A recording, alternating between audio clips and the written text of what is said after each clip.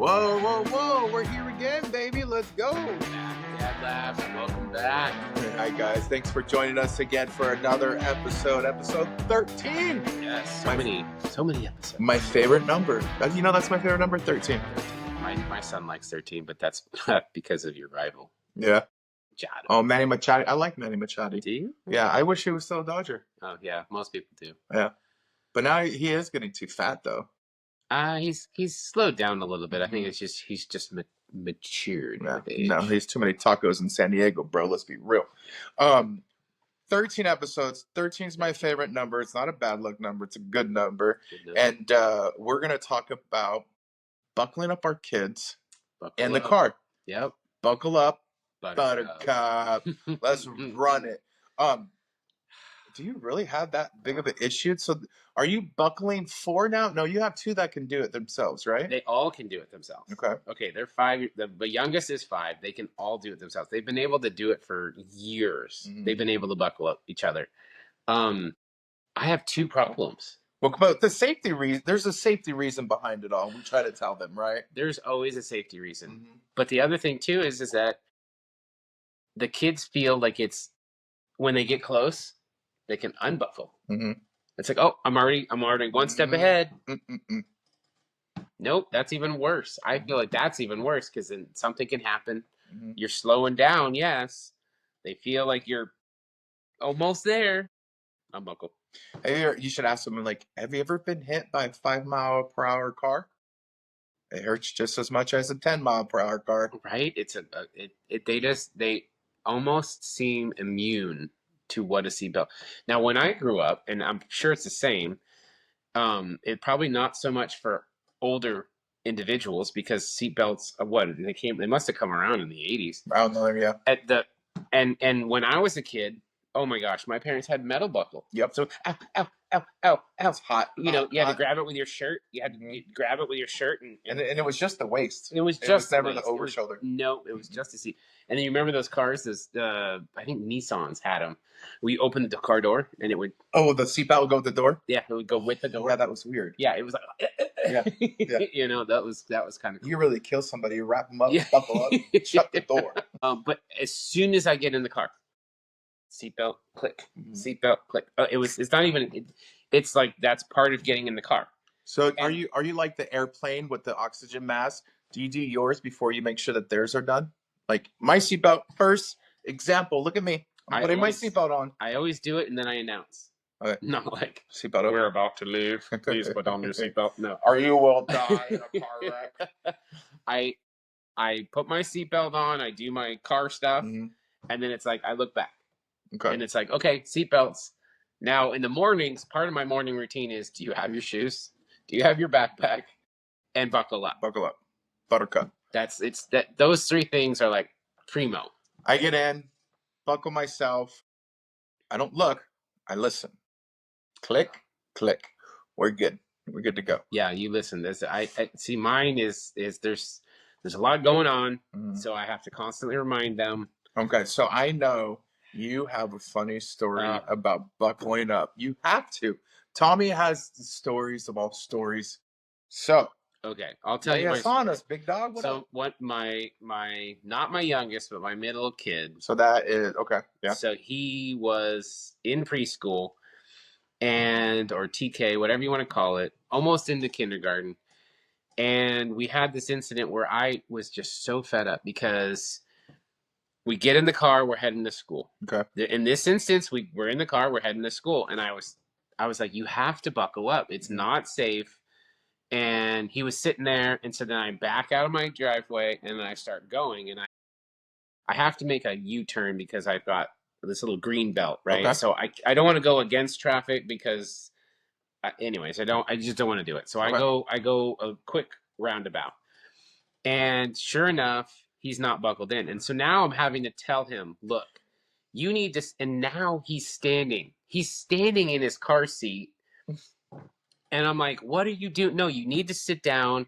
And there's a lot going on, right? So I think I have music playing. And I'm like, I'm watching because I'm having to navigate and turn. And I'm like, you have to sit down. It's not safe. You have to sit down. So I start to reach my foot for the brake pedal, and I'm now turning. So now I'm not watching where I'm driving. I'm turning, and I see him out of the corner of my eye, and I'm like, oh my gosh. And as you do that, you know how when you're braking, your body, your momentum for your body is going on. So now I The brake inertia. The inertia. I brake check him, not on purpose. I brake check. The car lurches. He comes. His knee hits the center console where the dial is. Turns on the back air conditioning. And yep, things are going off, and I'm like, oh great, like here we are. And at first, to be honest with you, I actually thought I hit something. Okay. I actually thought I hit something, because like I was like, oh, I'm just gonna slowly hit the brakes. It was like a break and then a. It was like a break, and then and then it was the sound of his knee hitting the center console. Yeah. And I'm like, and now I'm frustrated. Is he crying? Well, no, he's quiet. He's embarrassed. He's probably embarrassed. Now I should have buckled in with Daddy. And so now I'm stopped, and I'm like, do not do that. You need to see what can happen. Like, this is exactly what can happen. Yeah. And so then I let off, and then there's nothing there. So I continue on.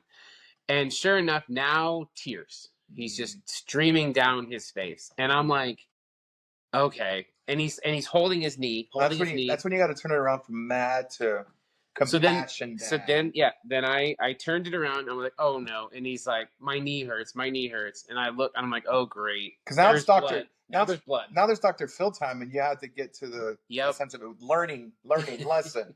Yes, learning lesson. So I pull over. So you got to clean the blood. Unbuckle.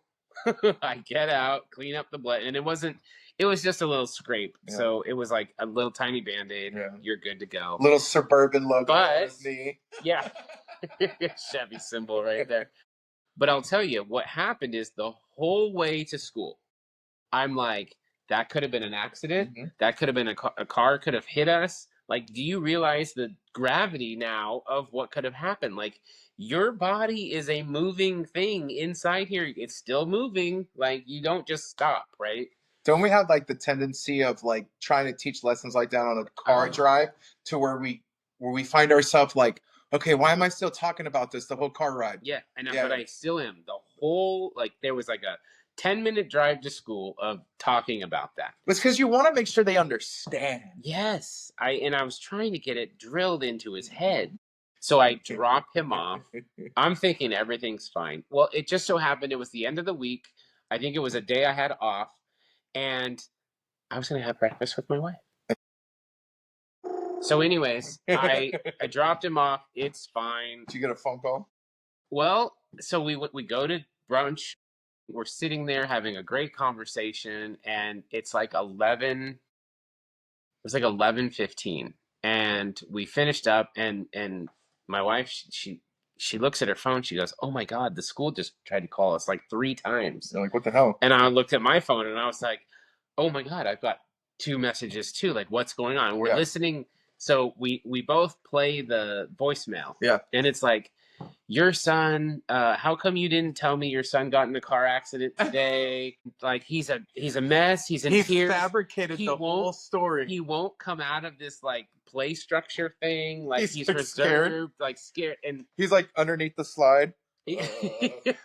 So we leave there. We race to the school. And we're met by like the preschool director and the teacher. And CPA and our CPS and the cop, the sheriff. Oh my gosh. Like, are you kidding me right now? Like, what is going on? And it's like, and they're like, how come you didn't tell us that he was in a car accident? And I was like, he wasn't in a car accident. He didn't have a seatbelt buckled, and he fell out of his car seat. Yeah. And they're like, oh, well, that's not what he told us. Oh. Well, Dad, me trying to instill into him that this could have been a car accident. Yeah. The way his little brain translated it to the teacher was, we got in a car accident. This is a car accident. Because I fell and I'm going to have blood. And I'm hurting. Yes. There was blood. There was, tears. There was all this stuff. So he internalized it and took it to a whole nother level. Mm-hmm. Like, I wanted it at this level. Well, I wanted it at the teaching level. He took it to this whole nother level. Do you ever think that, like, maybe the car ride shouldn't have been 10 minutes? Yes. You know why? In hindsight. Do what? You shouldn't be like this. And where you should have just been, learned your lesson, buckle up next time. Let's go. Yeah, I should have been that dad. Yep, you did it. Suck it up. Let's go. Yeah. Next time, don't but and now I know. You gave him the movie script. Now I know not to give him the 10-minute spiel of why Like, what happened to your knee? Me and my dad got in a car accident today. Yeah. So I'm not gonna. I'm even gonna take it to the next level. So then what happens is he has asthma. Uh-huh. Okay. So then that incident happened. Okay. Let's not compartmentalize that. Put it away. Package it away. Now he's got asthma and his oxygen. This is like 4 months. Compartmentalize that. Mm-hmm. 4 months later, I still can't believe this to this day. So he has asthma. His oxygen drops below 90%. Okay. That's bad. That's not good. If your kid's oxygen drops you don't just take them to urgent care because that's an ambulance route. They're going to take you to They will take you to the emergency rooms. Dad lab tip. So we drive him to the hospital. They admit him because his oxygen's low. Anyways, he's in the hospital for a couple days. Like he's in there and they're having to give him forced air and oxygen and the whole 9 yards. And it's taken him a long time because he has asthma. Taken a long time to knock this thing out. Yeah, it's hard.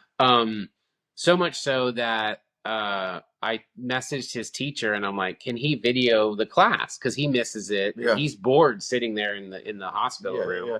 So we do this video thing, and all the kids are like, we miss you. And he's like, I miss you too. And kind of, that kind of thing, normalize it. So he gets out of the hospital. I go to drop him off, and I sign him in, and I'm starting to walk out. She goes, oh my gosh, this random mom. Oh my gosh, is your son okay? Mm-hmm. And I was like, yeah, he's out of the hospital. I heard he got in a car accident. Oh. He was hospitalized, and it was horrible. We prayed about him, and we were so. And I was like, they started a GoFundMe for him and everything. I'm like, wait, what? Oh yeah, our daughter said that he was in a car accident, and then he's in the hospital. I'm thinking to myself, where did these two things come into play? Well, the kids are now telling their parents. One, he was in a car accident, and two, a couple months later, now he's in the hospital. Yeah. But the kids in his class have merged the two incidents together, and he's in a car accident and he's been hospitalized. Because that's called small brain. Yeah, it's a preschooler's brain. Yeah, right? Exactly. I'm horrified. And so now this kid and if I can't shake it. I can't shake the fact that my kid didn't buckle his seatbelt, and now he was in a car accident and hospitalized. This story has just ballooned. This guy's about to be on freaking Channel 10 News, bro. This is gangster. But all these things proceeding to that one incident, like, are you kidding me? Just because you didn't buckle your seatbelt, now you've been hospitalized. Now you've been in a car accident. So that could be a story you could tell these kids during the buckle up battle. It's like, do you want to go back to the hospital because you forgot? So yeah, I couldn't believe it. Like, oh my gosh. And it's still to this day, like he has this stigma of the kid that didn't buckle up that got hospitalized. That went to the hospital. Yeah. And then his dad yelled at him in the car. Yeah. Yes. Like I said, this is a good story I'm going to use for my kid too. Be like, hey, if you don't buckle up, you're going to end up like Tommy's boy and in the hospital from a knee scratch. All he got was a scrape on his knee that healed like within an hour. You know what I hate is as my kid, he puts his seatbelt on by himself too. Now he has learned it. Yes. He's still in a car seat, right? Yes. Well, booster-ish kind of thing. Yep, booster. We have boosters. And he has, sometimes this happens, and it's the too tight tantrum. Oh. When the strap gets locked. Mm-hmm. Oh, and it's super tight on him, and you're like driving, and you're like, the buckle's locked, Dad. It's so tight, and they throw a big fit about it. I did know a kid. Listen to me. I know a family that they were playing around, not intentionally playing around, but it got so tight, like wrapped around, and it locked, and I think the dad ended up cutting it. The seatbelt? The seatbelt. Dang. Because it got in such a position with the booster seat that nobody could move. Dang. Yeah, so it's Yeah, because crazy. one of those booster seats, you got to make sure that it doesn't come across over because they have the little handles on it. Yes. Or the little armrest, I should say. It's got to come underneath the armrest. And that's where I think in this case it was caught underneath. Mm-hmm. If it was over and behind, they probably would have had enough room to give it, because you got to give it just enough that it will release. But in this case, it was cutting so much circulation off by trying to give it that they had to cut it. Cut it off. Yeah. It gets to the point where this tightness and the tantrum starts from the thing. Like, I'll have to pull over and just release it all. Yeah, because then I can't take it anymore. It's just like, I'm not hitting my brakes. Usually it tightens up when you hit your brakes, right? Yeah, so when you stop, but a lot of times if you keep the tension on and you put it in, even if you put it in park, it's supposed to release it. But if you keep the tension on, it won't. You then have to give it and then release. So that's weird. That happens to my passenger side and behind the driver back seat. Yep. But to mine and the other one back seat behind the passenger, it doesn't do it. Oh, interesting. So I'm just like, you know what we need? Can we invest, like, make like a bubble seatbelt where we just come in and just like, and like there's no straps. It's like a ride. Strapless seatbelt. Let's do it. It's like the rides at the amusement parks. What are some of the things that you can think of that we can share to these guys about, like, buckle up time? Like I don't know, like a parent hack to help with buckle up time. Like sing a little buckle up song, or what I used to do, and I've actually seen a couple of them, but what I used to do is car's not moving till everybody's buckled up. That's a good one. It stays in park, and then once I know everybody's buckled up, then you put it in reverse or drive or whatever you do. I have seen instances where it's kind of, I'm going to call it a hack, but a parent will drive. I don't know if I saw this on TikTok or if I saw it on some meme or video or something. And the parent is like, "Oh, it does something, right?" And they only give out meals. Like, let's say you're going through McDonald's, they only give out meals to kids that wear a seatbelt, or something like that, right? So some type of bribe. Well, you kind of trick them a little bit, not purposely. You're doing it to be mindful, or you have like you pretend there's like a light on in the car, right? Some of the cars actually have it. They're like, something's wrong with the car, and you stop the car as a parent and you call your significant other and you're like, something's wrong with the car. I don't know how to fix it, but something's wrong. I don't know what's wrong with the car. And and then you kind of allude to the fact that it might be the seatbelt. The car's not working, and then the kid gets proud and is like, click. And I don't know what happened, but all of a sudden now the car works now. It's kind of like diverting them some way. Like I before my kid would buckle himself, and I still do this in the morning when I take him to school, my little guy. I go, hey, I'm gonna get a kiss when I buckle you in, and I'll buckle him in, and I'll go, mwah! I'll give him a kiss, and I make it intimate. Like, hey, I always tell him this too. I'm like, hey, it's really good to see you this morning. You know what I mean? Yep. And I give him a kiss while I buckle. Done. But now he's pretty good. Like when I pick him up from school. School has this little roundabout where you can kind of parking lot where you can kind of scroll a little bit. And I've been really giving them chances to, like, hey, try to put your belt buckle on. And if you need help, no problem, man. We can stop right here in one of the parking spots and I can help you out. So his confidence built up, and now he just talks too much while he's doing it. I'm like, okay, buckle up, bro. But then I do let some things be fun when it comes to the buckle. I do, when we pull into a school and we're getting ready to drop him off, I let him unbuckle. And I let him come up front next to me, like stand like next to me. Because otherwise you can't give him a hug or anything because you're on drop off. Right? I want a little bit of that intimacy with him before he leaves. Not so much robot drop off, bye. But more of a like, okay, come up closer to me, but come hang out with me. I let him DJ and all that stuff on my phone. And I've been doing that. But he does sometimes. He learned not to take off his seatbelt before I say anything. I didn't like put him through a car accident to teach him a lesson. But my kid still does it. The little things like that, like giving him a kiss while I buckle him, or blah blah blah, whatever it may be. Like Yeah. those are some of the ways I make it fun. And I think to let the kids know, I think that is that's always good. Right. You should always let them know when it's safe, Right. especially as a driver. Right. Passengers shouldn't have any say.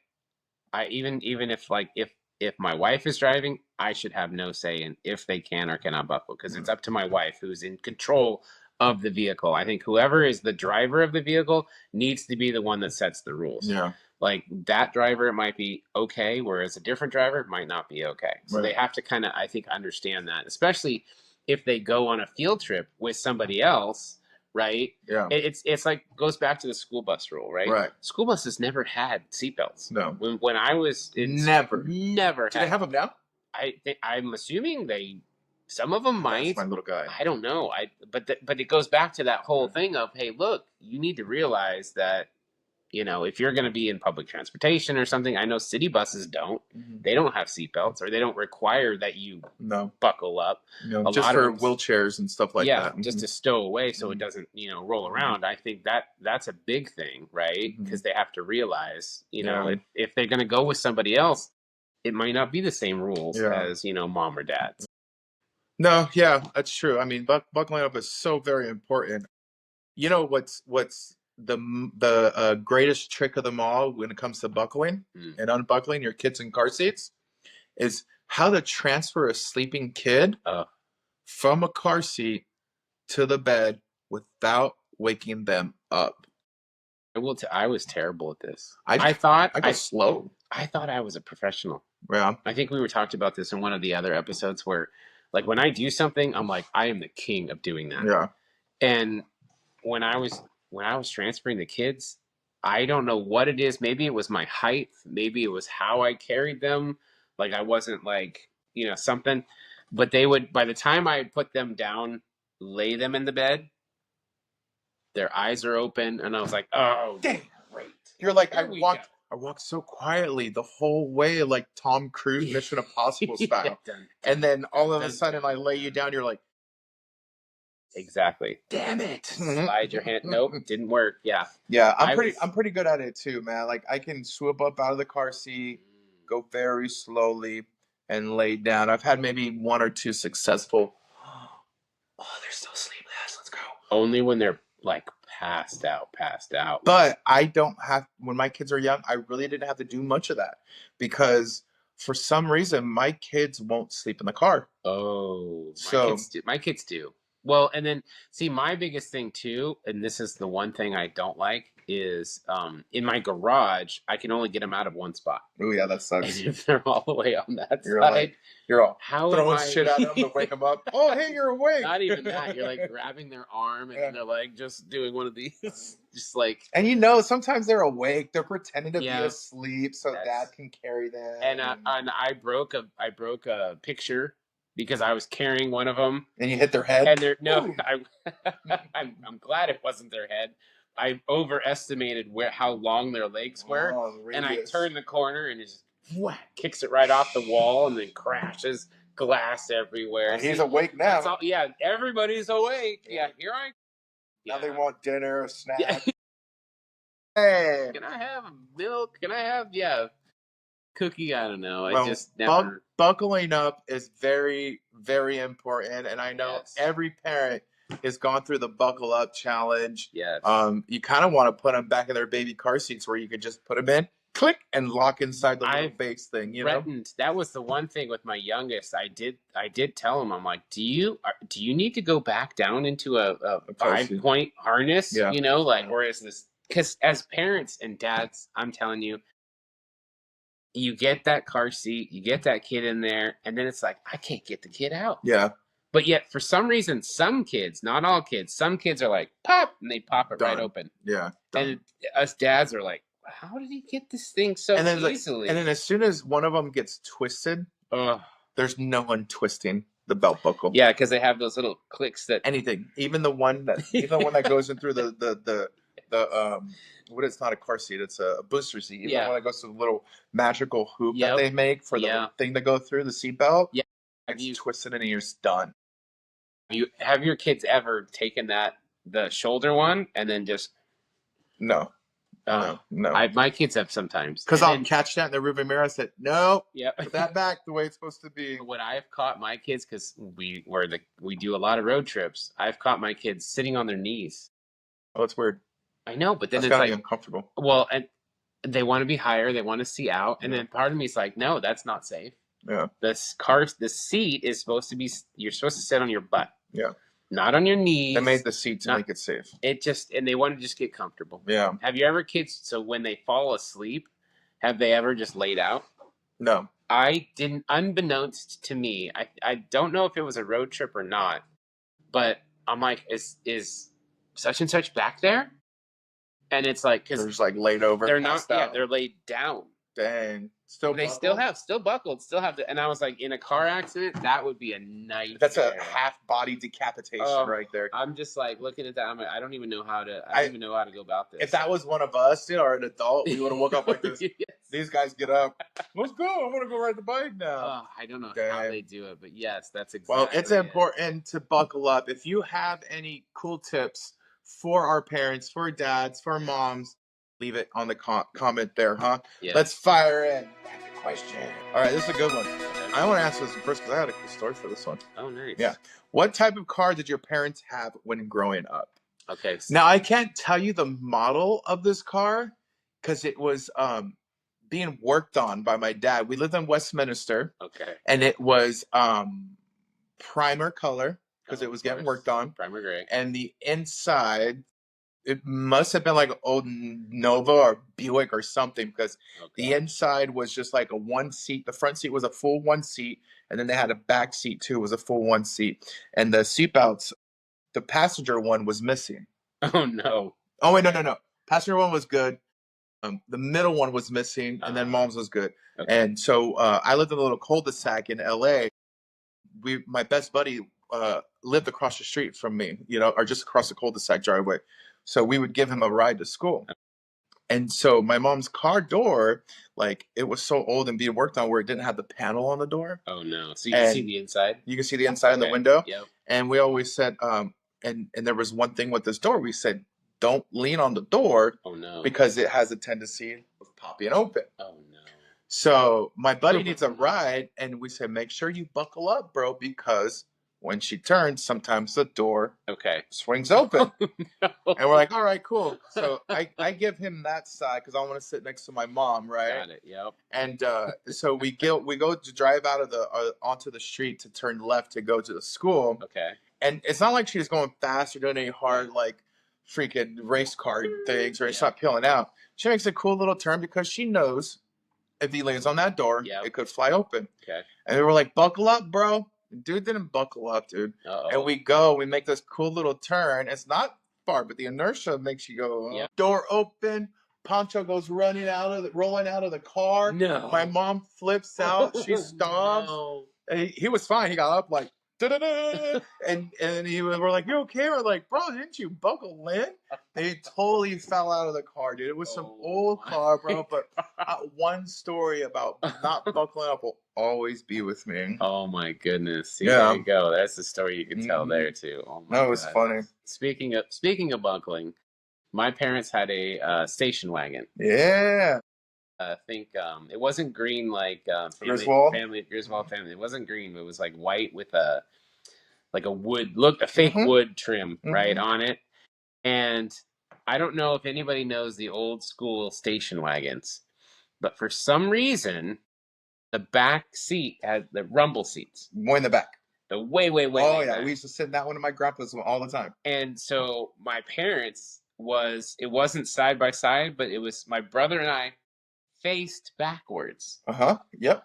Like, what if your kid gets car sick, why are you gonna face them backwards? Well, isn't that way the station wagon's set up where the seats are facing that way, right? So you're basically staring at the person behind you. I love that seat, bro. It was like, I would always get so car sick. I love that seat. Because I make faces at the people behind us. Saying. And it's like, it's so uncomfortable because you're just like, at stoplight, just you have nothing. You're staring at that person, and here, my brother and I, two kids just staring at this one person. Like, what are you gonna do? Oh yeah. What are you gonna do now? Oh yeah.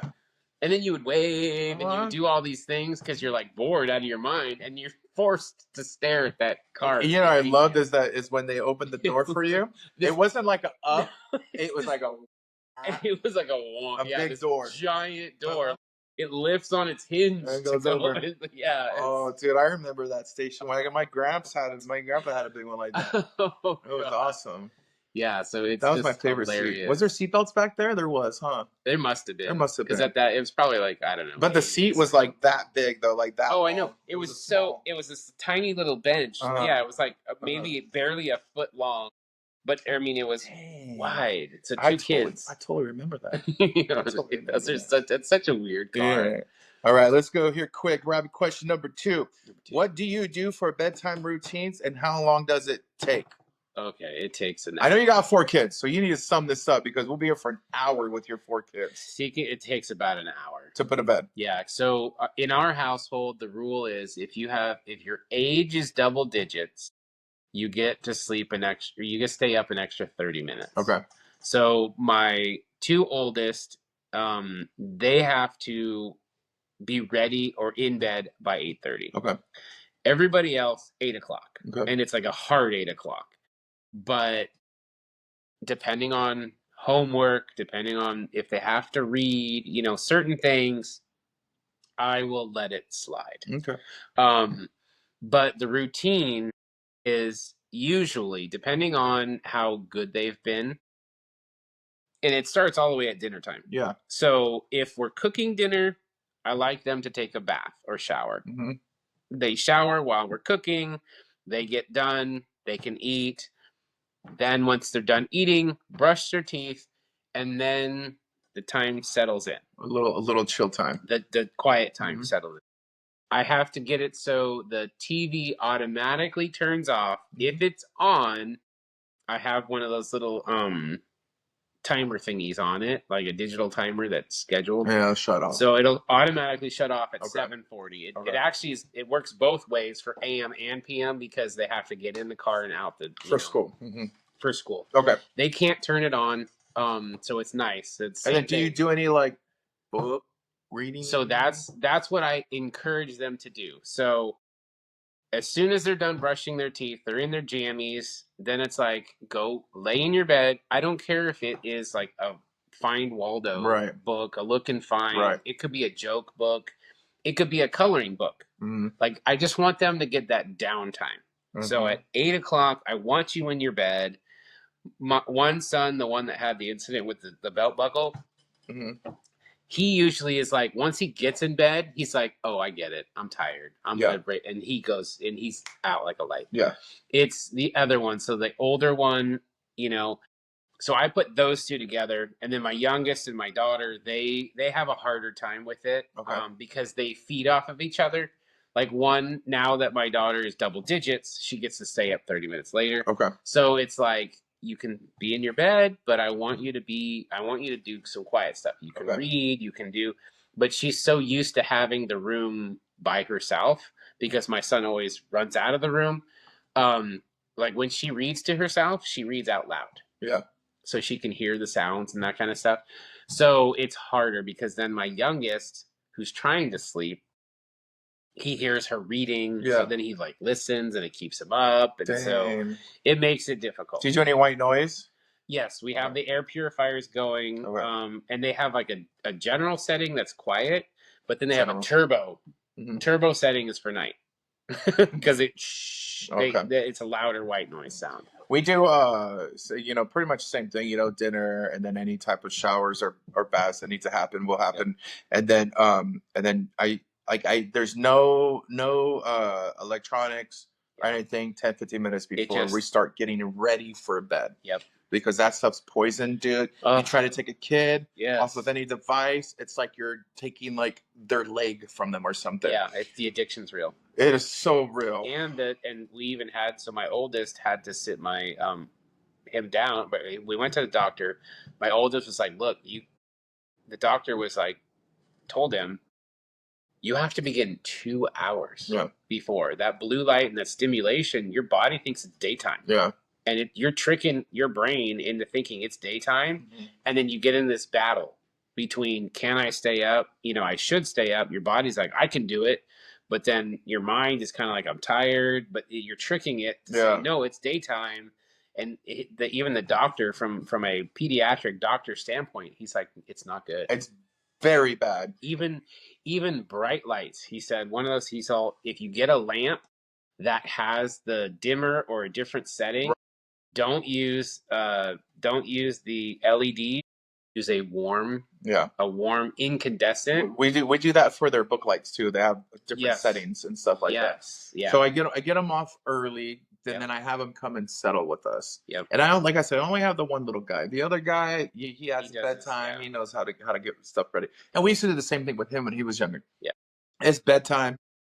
Now we go, hey, he's relaxed. He's not like coming off of the electronics craziness.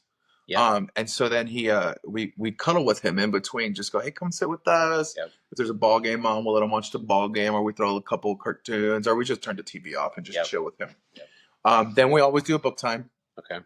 But we'll read to him. Yes. Or he reads. Yeah. One or the other. Yeah, like my youngest, same thing. He can't read. So. Yeah. So we'll do that, and then after that, it's brush teeth, change, in bed. He picks a book to take to bed. We let our kids take our books to bed. I'm totally down. And then he always has this song that we love to sing. Oh. And he sings it. And this is no song, and it's not a famous song. I made this up with the rhythm from Good Night, Sweet Boy. Or I think it should be good night, sweetheart. Yes, yes. Time to sleep. Well, I switched it around to good night, sweet boy. Daddy loves you so. Da, da, da, da, da. Then he sings it now. He has to be in control of it. And then after that, we do a prayer before bed. Yeah, we used to. Prayers come and go in our house because, like I said, my one of my younger sons, he puts himself to bed. So even before I've gone in to check on him, he's out like a light. Yeah. But if we have a certain, like I'm putting them to bed, yes, we will do a prayer. Yeah. And then they all bring whatever prayer, or if they have a friend that's, they'll bring it, and then we'll say that. Yeah. And so it started in the beginning where I was doing the prayer, but now he does the prayer. Yeah, so we always end our prayer, I guess you want to call it extemporaneous prayer. We usually end it with, or if there's not enough time and it's late, we'll do the Lord's Prayer. Yeah, we always end the Lord's Prayer too as well. Yeah. So that's pretty much it. It doesn't take, probably takes about 20 or 30 minutes to get him laying in bed.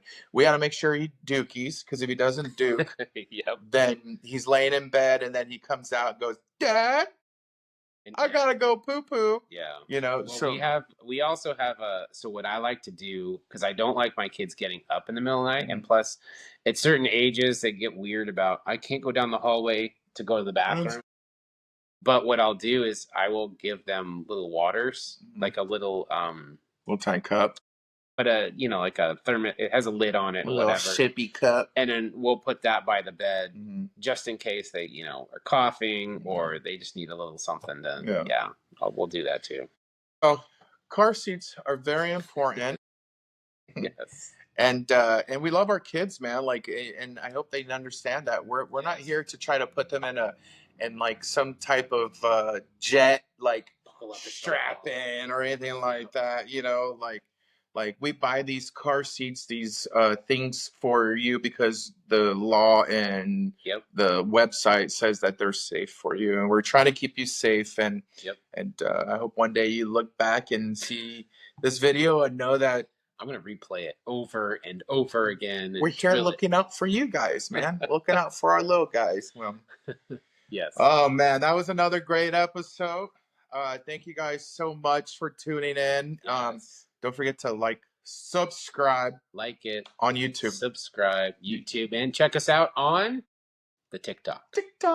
Yes. Yeah. Oh yeah, man. And then on YouTube, don't forget to hit the bell. Hit that bell so when we do a live drop again in a live chat on YouTube, you get notified. You can jump on, man. We had a good time yesterday with the Forget About It. Forget About It episode. Yep. And it was a good live chat, man. We had a lot of fun. But thank you guys again for all your love and support. Yes. Let's do this. Tell me one more time. Yep. Hit the music. Cue music. Yeah, let's go. We're out. Della.